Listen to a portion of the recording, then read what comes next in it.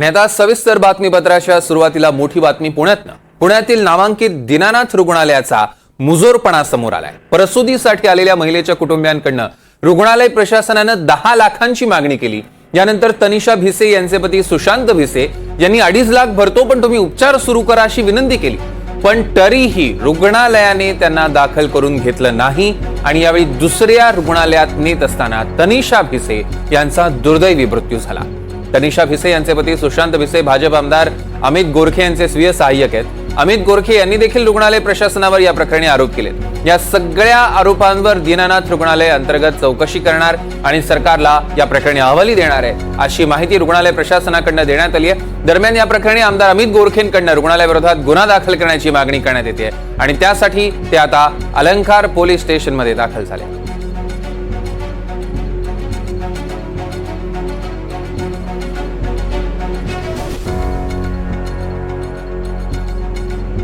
या संदर्भातले अधिकचे अपडेट्स आपण घेणार आहोत। रेवती हिंगवे आपल्या प्रतिनिधी आपल्यासोबत जोडल्या गेल्यात। रेवती, अतिशय संतापजनक असा हा प्रकार, आता अहवाल पण सादर करणार आहेत सरकारला असं ते कळतंय। या प्रकरणातले अजून काय अपडेट्स आहेत?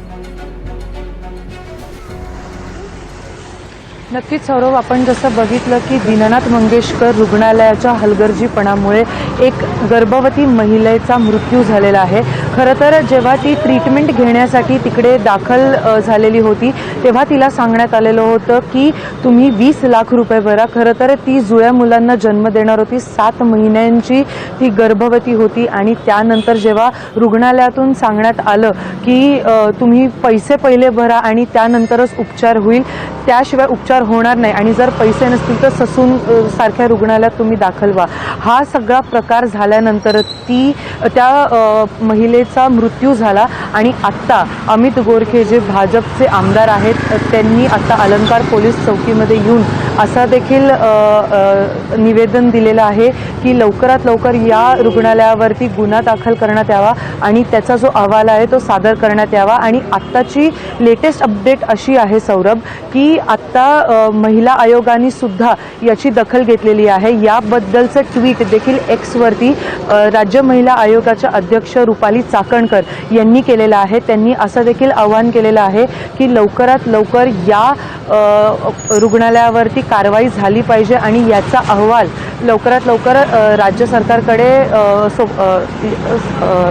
सरकारकडे सोपवण्यात यावा। खरं तर त्यांनी ही सगळी जी मागणी आहे ही महापालिकेचे जे आयुक्त आहेत त्यांना देखील हा अर्ज केलेला आहे। तर आता हे पाहणं महत्त्वाचं असणार आहे सौरभ की नक्की काय कारवाई करण्यात येईल आणि गुन्हा दाखल कधी होतो रुग्णालयाच्या विरोधात आणि त्यासोबतच या अहवालातनं काय नक्की स्पष्ट येतं।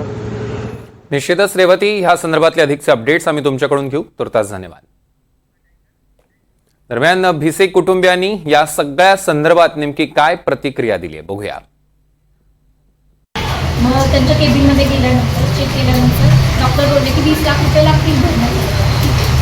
आम्ही म्हणलो की आता थोडे काही करू शकतो, ठीक आहे आता 10 लाख रुपये भरा, तुम्ही डिपॉझिट आता 10 लाख रुपये भरा आणि जर तुमची काही ऐपत वगैरे नसेल, कॅपॅसिटी नसेल तर तुम्ही डायरेक्ट ससून हॉस्पिटलला जाऊ शकता, तिथे पण उपचार चांगले होतात। आणि एवढं सगळं हे पेशंट समोर म्हणतो।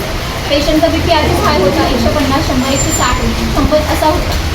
पेशंटला खूप टेन्शन आलं आणि पेशंट बाहेर आल्यानंतर खूप रडत आलं। त्यातच पेशंटनी खूप धसका घेतला। त्यांनी ते जेवढं 20 लाखाचं त्यांनी ते सगळं कोटेशन जे मांडलं ते आमच्यापाशी न मांडता डायरेक्ट पेशंटसमोर ते मांडलं। तर ते मांडत असताना त्यांनी सगळं एक्सप्लेन केलं आणि तिथं सांगितलं त्यांनी 10 लाख रुपये मिळून तुम्हाला आता भरावं लागेल, तरच आम्ही पेशंटला ॲडमिशन फॉर्म भरून आम्ही ट्रीटमेंट चालू करू। तर आम्ही ॲक्च्युली ते 10 लाखाची अरेंजमेंट करा त्यांना सांगितलं, तुम्ही ॲटलिस्ट तुम्ही प्रोसिजर तरी स्टार्ट करा। तर त्यांनी ते प्रोसिजर स्टार्ट न करता त्यांनी आधी बिलिंग काउंटरला फोन केला।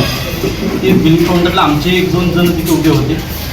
मी तिथं थोड्या वेळात पोहोचलो, माझ्यावर 2-2.5-3 लाख रुपये होते ते मी घेऊन पोहोचलो इथे। तर त्या आमच्या समोर मॅडमना फोन आला की जोपर्यंत 10 लाख रुपये तुम्ही भरून घेत नाही तोपर्यंत आपण ॲडमिशन फॉर्म पण भरून घेऊ नका। दरम्यान भाजपा आमदार अमित गोरखे यांनी नेमकी काय प्रतिक्रिया दिली बघूया। ती प्रेग्नंट असल्यामुळे दीनानाथ हॉस्पिटलला डिलिव्हरीसाठी ॲडमिशनला गेलेली असताना आणि पोटामध्ये तहानी 2 मुलं होती जी जुळी होती आणि तिथं तिला 10 लाख रुपये अर्जंट भरा, नाहीतर आम्ही ॲडमिशन देणार नाही असं सांगितलं गेलं. 3 लाख रुपये भरण्याची तयारी असतानाही त्या ठिकाणी आम्ही ॲडमिशनच देऊ शकत नाही, क्रिटिकल शस्त्रक्रिया आहे असं सांगितलं गेलं आणि ॲडमिशन नाकारलं गेलं. त्यानंतर मंत्रालयातनं फोन गेल्यानंतरही तिथल्या ॲडमिनिस्ट्रेशननी ते झुकारून त्यांना ॲडमिशन दिलं नाही आणि त्या धावपळीत दुसऱ्या हॉस्पिटलमध्ये जावं लागलं. पण त्या दुसऱ्या हॉस्पिटलमध्ये गेल्यानंतर त्या ठिकाणी ट्रीटमेंट मिळाली. त्या ठिकाणी त्यांना 2 जुळ्या मुली झाल्या, पण दुर्दैवी त्या आईचे त्या ठिकाणी मृत्यू झाला.